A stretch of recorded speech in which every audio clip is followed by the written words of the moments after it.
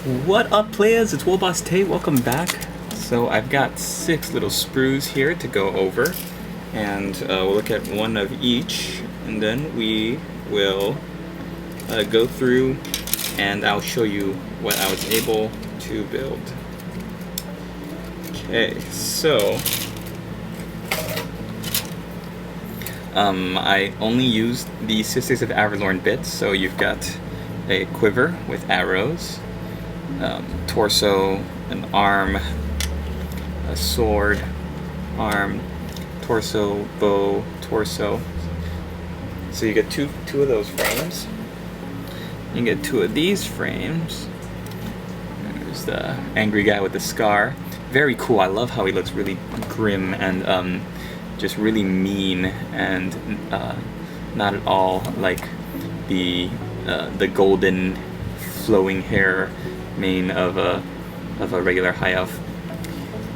We've also got a bow and a quiver, an arm, pouches here, or like a singular pouch. I thought this was weird. Why would only the Shadow Walkers have a pouch and not the Sisters of Averlorn?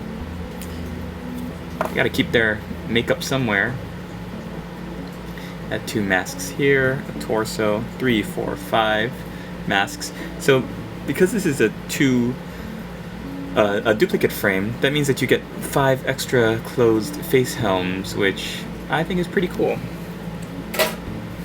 You can use it to spruce up like the crew of your sky cutter or a chariot if you want to do like a Nagaryth themed kind of war machine. So just enough extra heads. I love this little ninja looking Sai. It's like a little Asian themed. It's really cool. And more torsos, arms, and quivers. So now let's go through the ladies that I was able to build. I got them built and the basing material put on. So while building these models, you're going to notice that unless you hold them upright, they're gonna have a tendency, because of they come in like the torso, or I'm sorry, the back part of the torso with the cape, the legs, and this bottom chainmail part, a front torso piece, and then the bow and maybe an arm. So when sticking all those together, my first couple of models had a tendency to lean over because I was pushing them a certain way and I couldn't really see how they were standing up. So you want to glue them to the base first. That's what I did. Glue the feet to the base, and then glue the torso and the arms and the bow. And then the last thing I did was put the torso on the legs so that I could stand it up and see, like, oh, it's leaning over, I have to push it upright. And then the very last thing is that I put the heads on.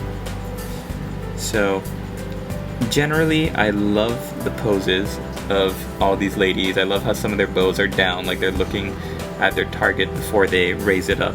It's not just all like the poor Bretonnian bowmen where their arms are all kind of stuck in like the firing or the pulled back position.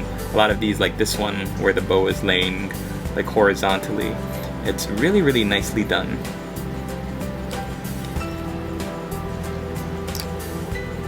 Then I tried to vary the poses as much as possible, but they all do kind of look the same, pretty uniform, because the legs are all pretty much the same, the torsos are as well, and the heads are too. So they all, I do just really appreciate finally a female unit. I wish there was like a female prince model, or like a mage model, because when you look at all the fiction or the original character fluff, then you see that a lot of people out there write in female high elf models or wood elf models and stuff. So it's nice that there are actually female models out there, especially because armies like these tend to cater towards the female gamers out there, because they look nice, they're well designed. When painted up nicely, they do look very stunning and eye-catching, and that tends to play to the female demographic more. Like my buddy Oasis Rising, who has a very awesome high elf army. Some of them have bases, like this one is stepping up on the back foot with a little skull here at the base, so that looks pretty cool. And some of them are stepping forward onto something as well, and it's really cool because the legs look like they're either leaning forward or leaning back. Models really nicely done, really beautiful. They make me think and look forward to the resculpts of the Dark Elves, the Witch Elves, which I'm sure they're going to do, if not in plastic, then hopefully in plastic, hopefully not in fine cast. And here is the last one. 2, 4, 6, 8, 10. Did I show the leader? So some of these you can see like the arrow is pulled back, like they have this flaming arrow. This one that I showed actually is she's letting go of it, which is really cool. Let's see if I can find it one more time. Here it is. Yeah, so this one, the arms didn't match up, so I glued everything together, and it looks like like she just let it go and it's going to be flying forward now. You can kind of see the trail. That looks really cool. And the last one is the hero model. So she's got a sword, she's holding her bow down to the side. They've all got swords on their back, and her scabbard is empty because she's holding it. So that looks really cool. I decided to make her the hero model. It's not the one that's in the instructions. The instructions tell you to use a different cape, but after building up one of them, I thought like this one is much better because then you can paint the way that it's kind of folding back on itself here. It means that you can paint like a cool little freehand design.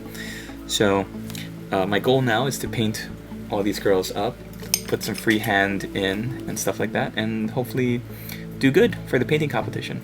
So thanks for watching. This is part 2 of my unboxing the Sisters of Averlorn and the Shadow Warriors kit. So I hope you guys like the video, and let me know what you think. Thanks.